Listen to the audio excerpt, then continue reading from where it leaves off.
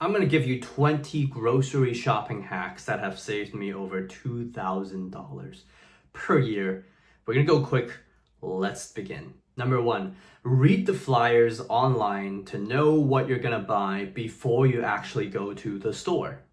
So you know what's on sale, you know what's cheap, and you go in and you get out. Number two, to make this even easier, write a shopping list and then stick to it. Bring it with you and put it in your pocket and just cross out things one at a time at the shopping mall or at the grocery store. And when everything's crossed off, walk directly to the cash register. Don't think about anything else.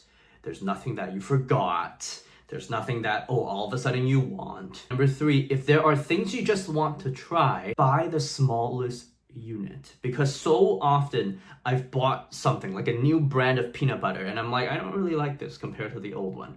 And so just buy the smallest unit of something you want to try, because chances are you're probably not going to buy it again. Number four, a habit that I've picked up is I always ask the sales rep or the grocery store clerk to see if there are discounts that I missed. I'm like, what's the best thing that is on sale this week in your opinion? And oftentimes they will tell me about something that maybe I missed or I didn't know. There was even one time when I asked the grocery store clerk, what's on discount? And she's like, I have an employee discount. I can let you use it if you want. Totally against policy, I know, but it happened and I saved some money. Number five, check online for things that are not available in store but are on sale. Because e-commerce competition is so fierce, a lot of the time, places like Walmart have things that you can only buy online and the prices are actually pretty good. And on that note, number six, do price check. Price check on Amazon, price check across different grocery stores, just to see where is it the cheapest that you can buy whatever you want to buy. Number seven, if you have to drive to the grocery stores, then don't buy groceries daily. Save on gas. Plan out what you're gonna eat a week in advance and just go once, buy everything. Come back so you don't have to go again. It's a waste of time, it's a waste of gas. Number eight, a lot of these stores like to sell you their credit cards. Don't get any credit cards associated with a supermarket or store. It's just gonna make you spend more money. No matter how many points or how many rewards they offer you, the reason why they can offer that to you in the first place is because you're gonna help them make more money. Think about it. They are a business. Number nine, stay away from overly processed or unhealthy food. And if you're thinking about like how do you define processed food, if you can't make it from raw ingredients in the kitchen, it's processed. So don't buy that. It's unhealthy. If you eat it over a long time, you're gonna pay for it in your health costs. And there are just better options. Number 10, check the hot foods section for discounts. So often I go to the hot foods and there's something that's like maybe a day old, but it's like 10% off. And so sometimes you just get that for food. It hasn't gone bad. One day is okay. Number 11, shop with a friend and split the bundles. For example, if ketchup is on sale, but they're selling it in like a bundle of 4, you can go with a friend and just split up the ketchup between the two of you. So you didn't buy too much and you took advantage of the savings. Number 12, control yourself at the cash register. The cash register is where they like to put things that you want to buy on an impulse. Things like gum, things like candies, things that satisfy you in the short term, that will give you that sugar boost. Just don't buy anything there. Just stay away. Nothing there is healthy anyways. So just pay and leave. Number 13, I want you to consider no-name brands. Look at the ingredients.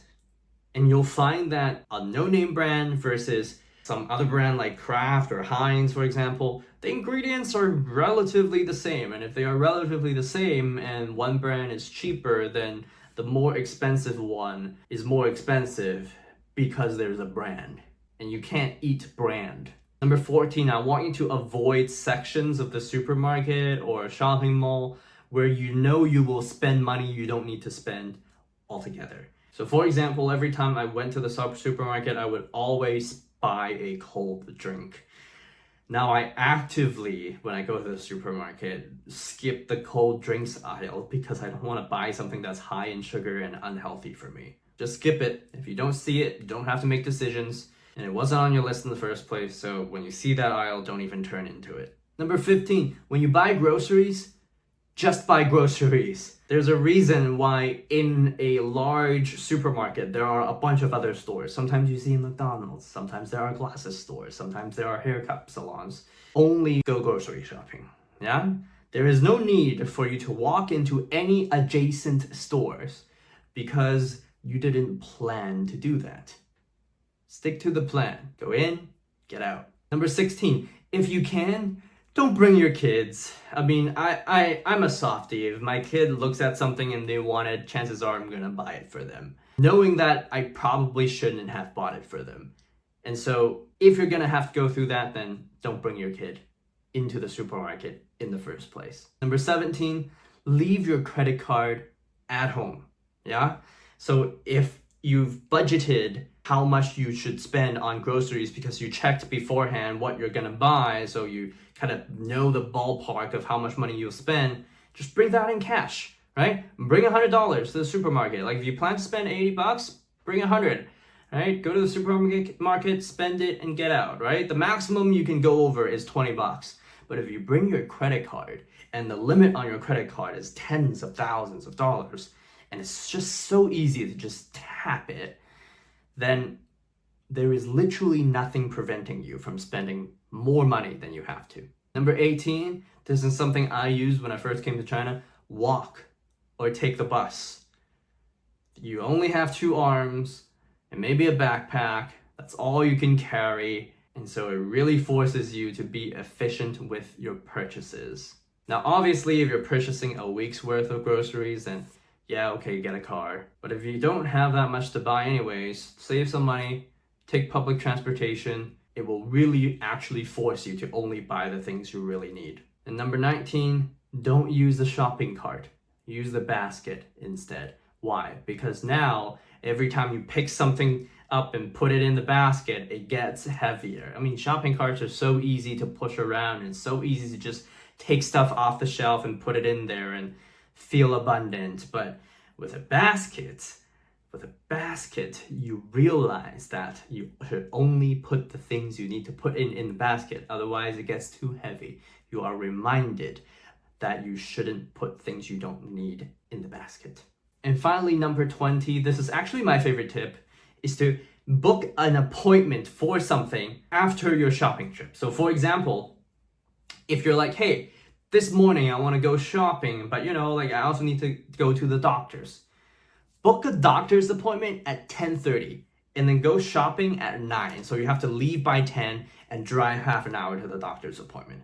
That way you're not spending 2 hours in the shopping market trying to pick and buy the best thing and then looking at every single aisle and trying to be like, do I want this? Do I want that? And you end up spending a lot more money than you were supposed to. Now, if you want to learn my top 10 money saving tips, how I actually saved $300,000 on an average income over the past few years, then go watch this video right here.